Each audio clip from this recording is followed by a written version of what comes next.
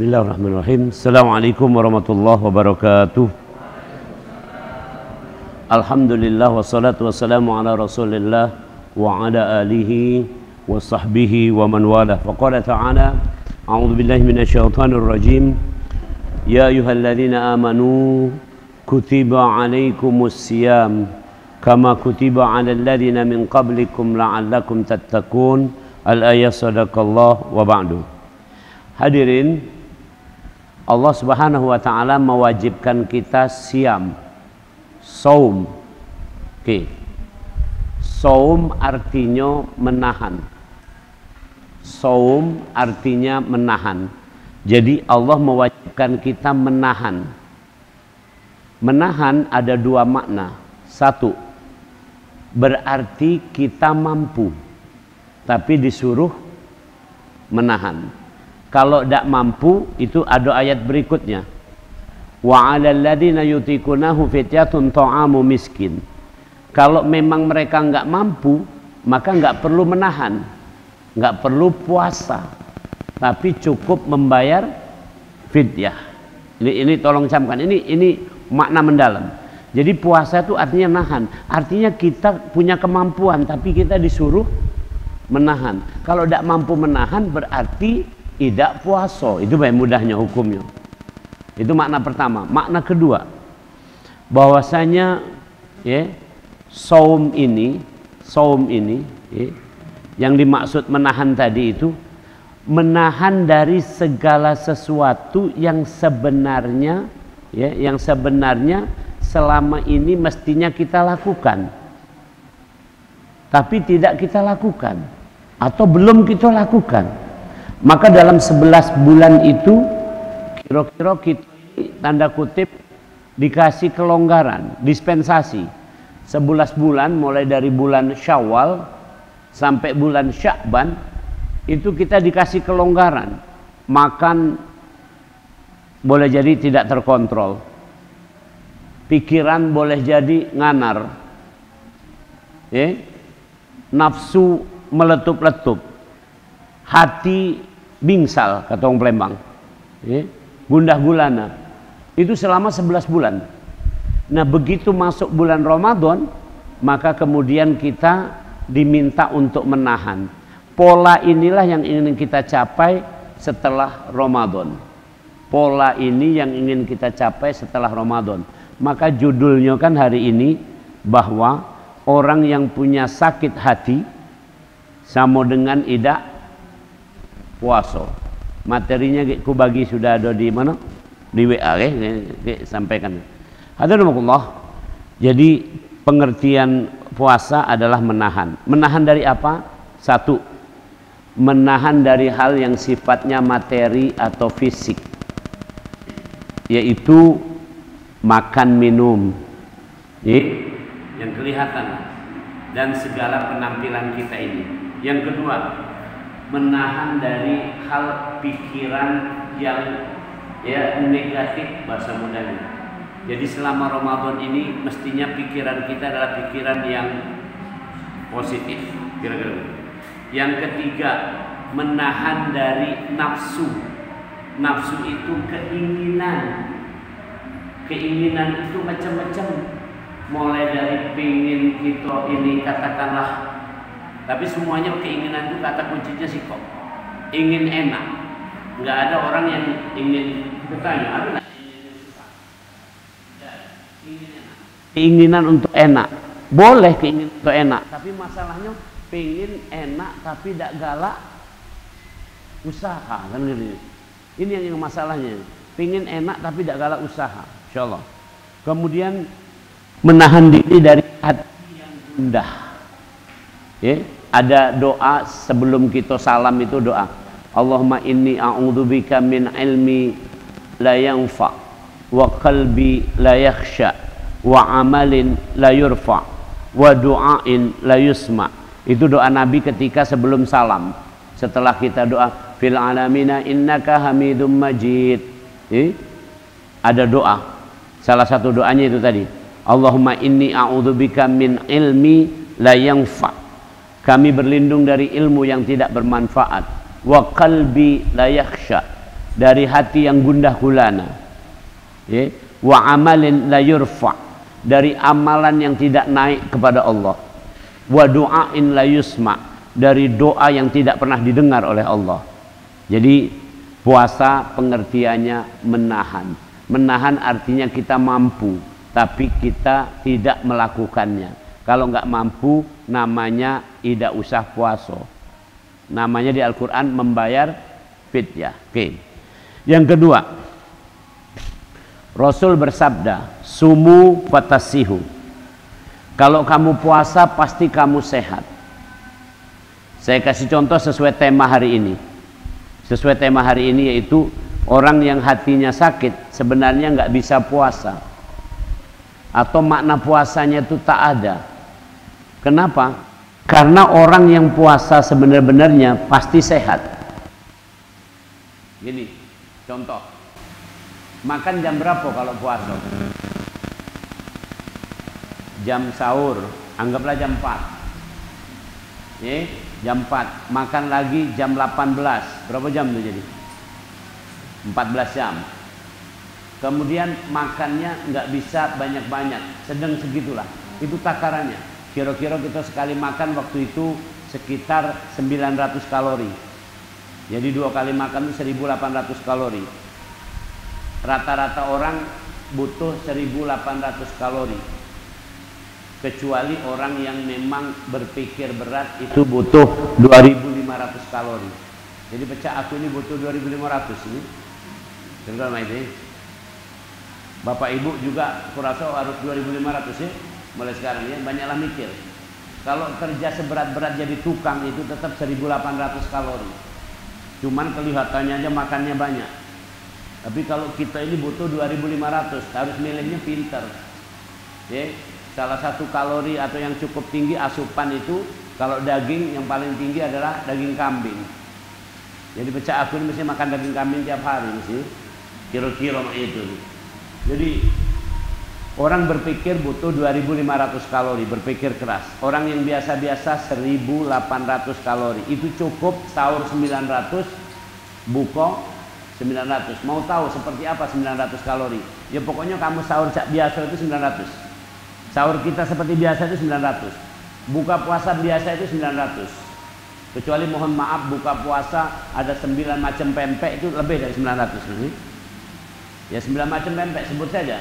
Ada lenjer, kapal selam, ya, apalagi itu kan, ya, dos, macam-macamnya kalau 9 macam itu ada, celimpungan, banyak ada kalau itu. Nah kalau itu lebih dari 900, oke, baik. Jadi kita menahan dari seperti itu, maka kita akan sehat.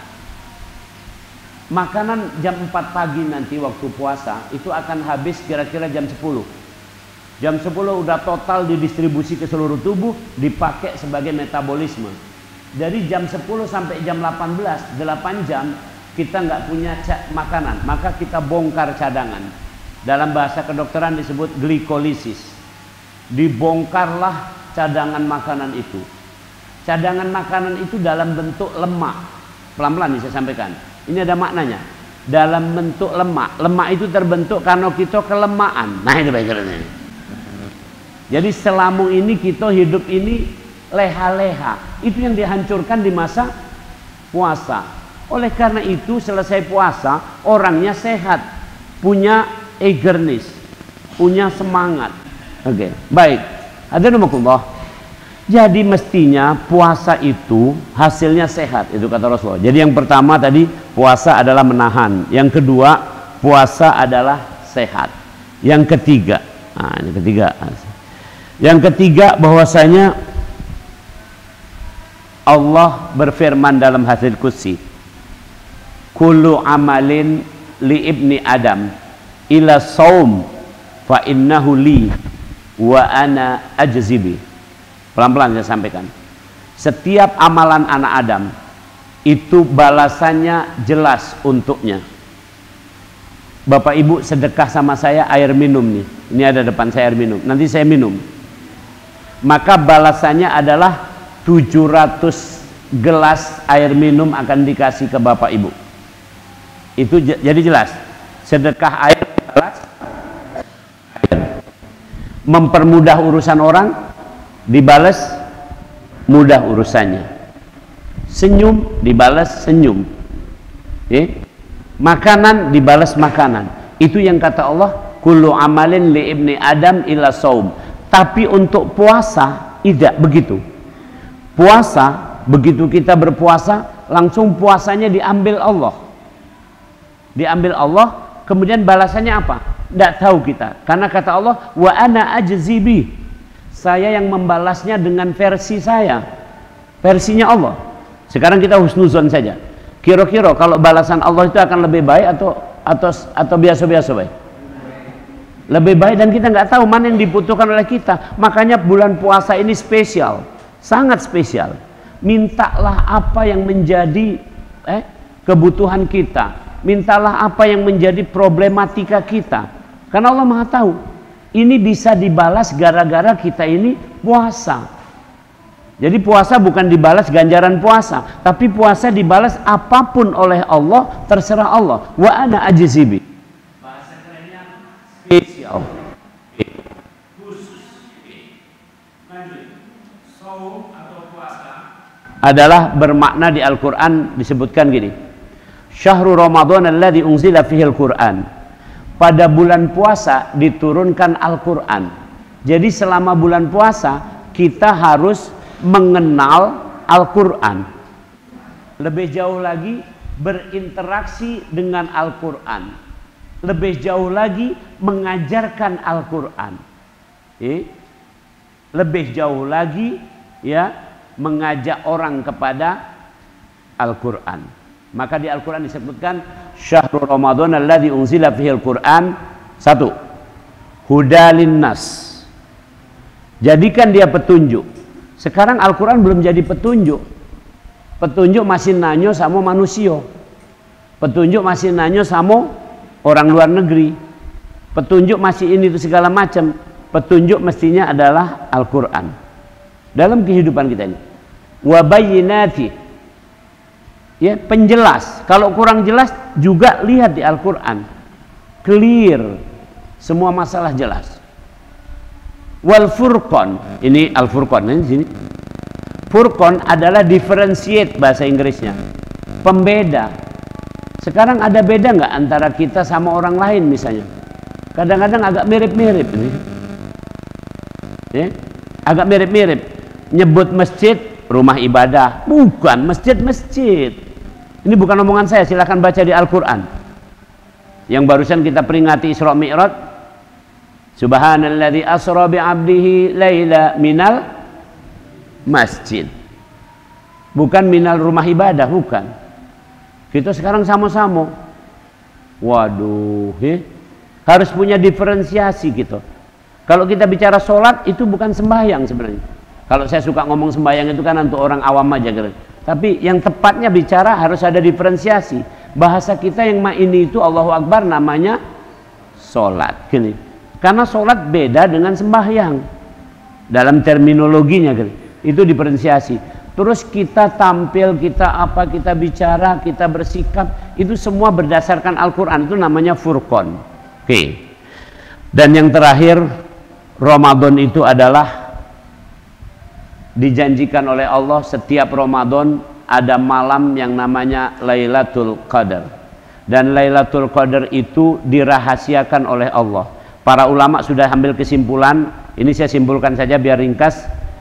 Lailatul Qadar bisa terjadi malam pertama, bisa terjadi malam kedua, bisa terjadi malam ke-30. Jadi kalau itu nak nyari kapan? Ya, kalau kata Rasulullah, taharrau Lailatul Qadar. Maksimalkan pencarian Lailatul Qadar di 10 malam terakhir. Perhatikan kalimatnya, maksimalkan. Berarti sebelumnya sudah cari belum? Sudah. Bahasa Palembangnya jangan sisip, jangan lewat. Bahasa Inggrisnya jangan miss, do not miss it. Aduh kan? Kalau ada konser-konser musik di PTC itu, don't miss it. No, itu kan? Jangan lupa cek itu. Ada konser. Datang orang semuanya begitu. Nah, kita juga sekarang nih don't miss it Lailatul Qadar. Apa itu Lailatul Qadar? Satu, Syahrul Ramadan alladzi unzila fihil Qur'an. Terjadi di bulan Ramadan. Kedua, inna anzalnahu fi lailatin mubarakah di surat nomor 44. Kami turunkan Al-Qur'an pada malam yang penuh keberkahan. Jadi Lailatul Qadar penuh keberkahan.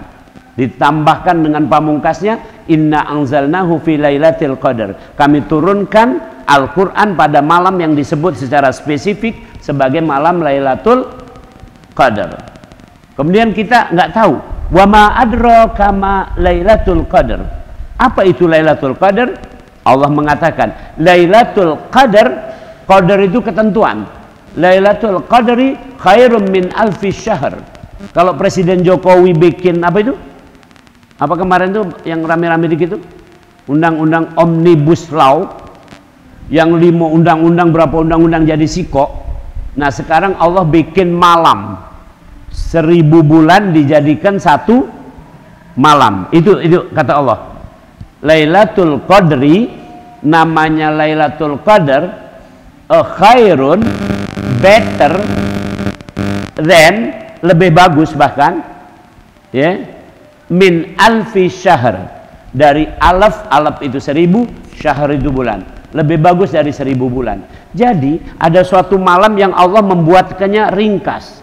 Ini relativitas, penjelasannya pakai teori Einstein. Dalam hitungan Einstein ini namanya relativitas. Menurut kita satu hari itu 24 jam, benar? Menurut Allah satu hari itu sama dengan setara 1000 tahun kita. Subhanallah. Itu ada di Al-Quran. Alfasanatin mimma ta'uddun. Satu hari di sisi Allah sama dengan 1000 tahun di sisi kalian. Jadi kita ini tahun 2000 ini baru 2 hari kalau dihitung dari tahun 1. Apalagi umur kita, ayahanda kita yang paling tua 80, ayahanda sudah 82 belum sehari ini. 82 bagi 1000 kira-kira itu kali berapa tuh? 12 ya. Jadi kalau sehari berarti baru 2 jam ini ayahanda. Di sisi Allah 2 jam ini. Nah, yang kita yang muda pecah aku masih 17 lebih ini. Baru berapa menit kan kira-kira itu. Masya Allah. Hadirullah. Jadi ini malam Lailatul Qadar. Jadi jangan lupa, jangan hilang. Nah, malam Lailatul Qadar itu apa yang harus dilakukan? Aisyah radhiyallahu anha, ibu-ibu, istri Rasul bertanya, "Ya Rasul, kalau malam Lailatul Qadar apa yang harus kami lakukan? Doa apa yang harus kami lantunkan?" Cuman satu, tolong camkan, cuman satu.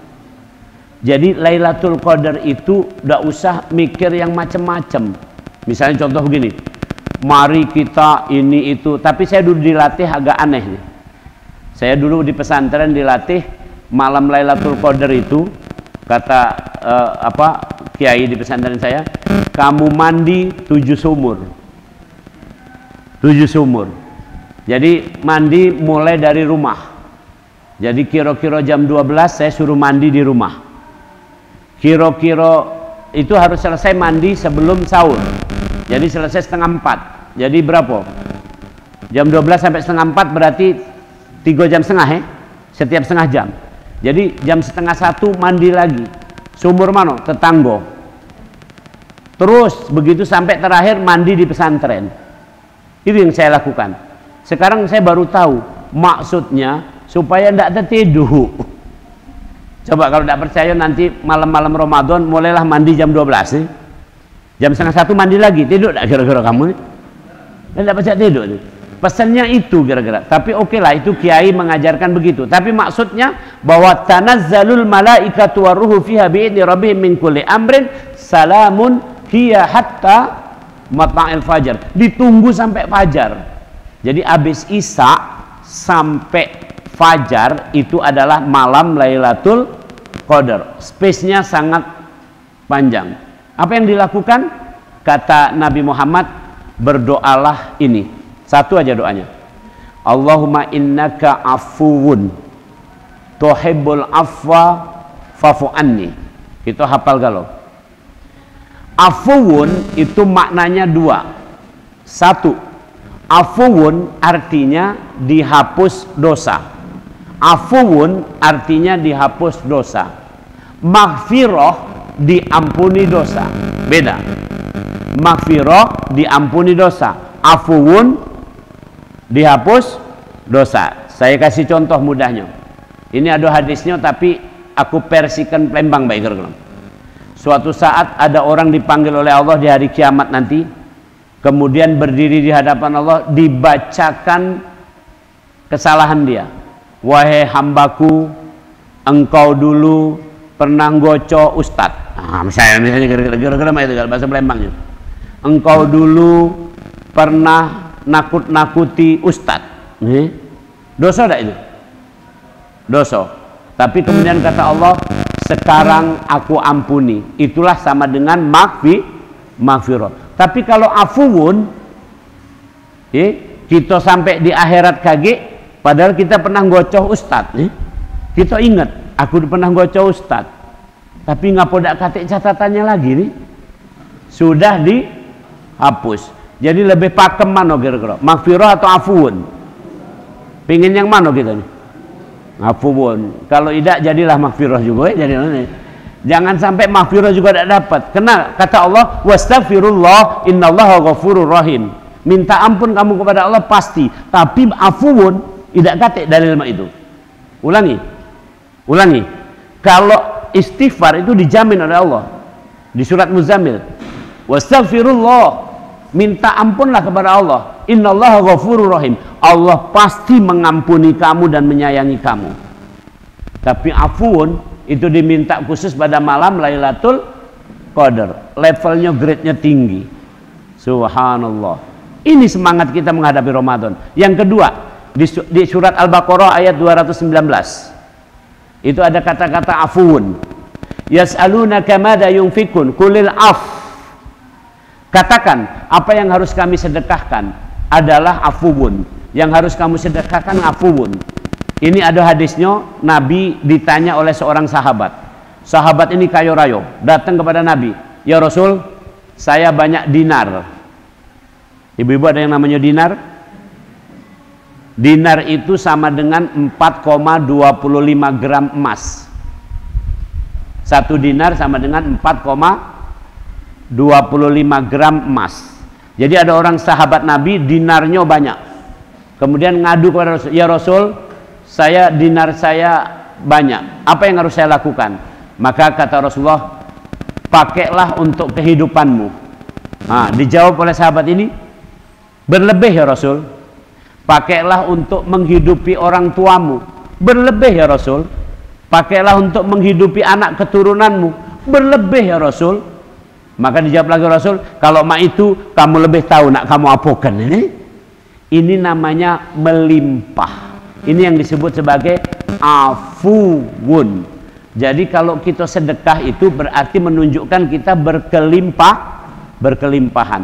Nah, melimpah ini ada dua, melimpah materi dan melimpah spirit atau lahir dan batin. Jadi orang berdoa Allahumma innaka afuwun, tuhibbul afwa fa'fu anni, artinya ya Allah, aku minta dihapus dosa dan aku minta berkelimpahan rezeki lahir dan batin. Kira-kira ada nggak yang lebih bagus lagi doa dari itu? Apa yang nak kamu minta lebih dari itu? Jadi udah meliputi semuanya itu. Itulah malam Lailatul Qadar. Nah, hadirin rahimakumullah, tema kita hari ini orang yang sakit hati nggak bisa puasa. Ini ada dalilnya ini sebagai penutup tadi bercerita tentang Ramadan. Sekarang saya bercerita tentang simpulan pengajian kita pagi ini. Apa bunyinya? Kata Rasulullah, kam min sha'imin. Kam min sha'imin. Bahasa Inggrisnya how many? How many? Berapa banyak? Kam min sha'imin. Laisa lahu min siyamihi. Dia puasa tapi laisa lahu, dalam bahasa Arab itu artinya laisa lahu, dia puasa tapi nggak ada bagian. Ulangi, dia puasa tapi nggak ada bagian. Dia kerja tapi nggak ada reward. Kira-kira begitu. Dia makan tapi nggak kenyang, itu namanya nggak ada bagian. Dia olahraga tapi tidak berkeringat. Dia datang pengajian, ini pengajian nih, ini koreksi untuk kita kalau balik dari pengajian ditanya, cek tadi ngapoy baik di pengajian, nggak tahu. Datang Jumatan katanya, itu Jumatan di Masjid Al Furqan itu bid'ah. Ngapo? Katik khutbah katanya. Katik khutbah rupanya. Dari mana? Rupanya tidur waktu khutbah dia nih. Jadi bangun-bangun wong lakomat, disenggol pula wong ini kan. Itu nggak dapat bagian namanya. Maka kata Rasulullah, kam min shaimin, how many people? Berapa banyak orang laisa lahu min siyamihi, yang puasa tapi nggak dapat bagian. Ila ju' wa atos, kecuali hanya lapar dan haus, yaitu orang yang berpuasa tidak menyertakan hati. Ini dalam kata-kata orang awam selalu ngomong kalau malam Ramadan kita harus membaca niat, benar? Nawaitu shauma ghadin. Kira-kira begitu niatnya. Itu sebenarnya niat itu mengatakan dalam bahasa Imam Ghazali, niat itu hudurul qulub, menyertakan hati. Jadi kalau kita ngomong nawaitu shauma ghadin, maksudnya saya besok mau puasa dengan menyertakan hati. Jadi kalau hati tidak katik besok itu tidak puasa. Maka sekarang saya bilang kan tadi dalam judul kita itu ada di playernya itu yang di Facebook itu, di Facebook WA itu, bunyinya adalah sakit hati sama dengan tidak puasa. Wah, karena ini. Sekarang gue tanya, ini mumpung belum puasa masih 2 hari lagi. Kalau masih ada sakit hati kita diskusikan sekarang ini, mumpung belum masuk. Kalau kaget masuk kamu tidak kebagian, kamu puasa ini.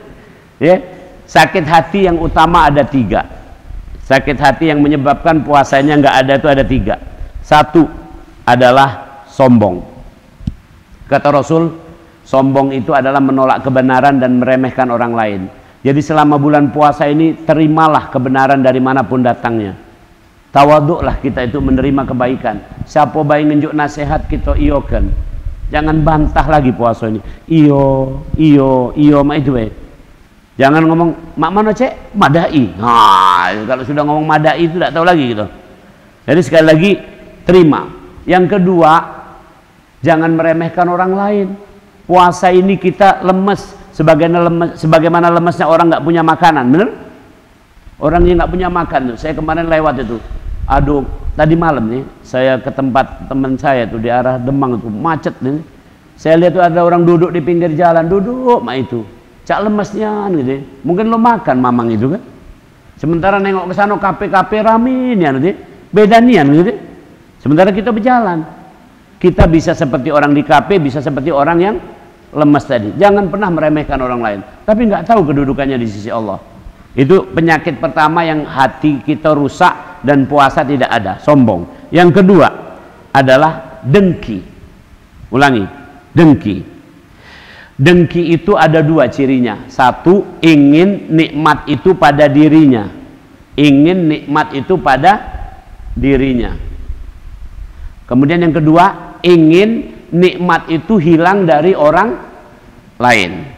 Kalau iri, ingin nikmat pada dirinya, tapi tidak ingin hilang dari orang lain, maka iri masih boleh.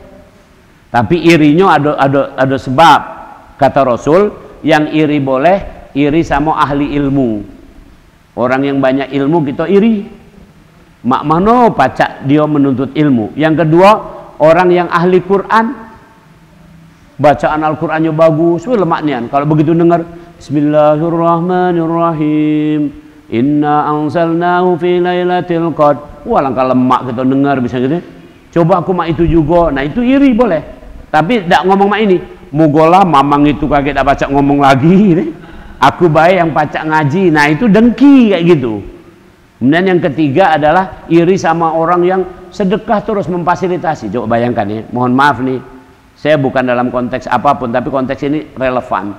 Ayahanda dengan mendirikan yayasan ini, dengan mendirikan sekolah ini segala macam, ini sedekah tiap hari.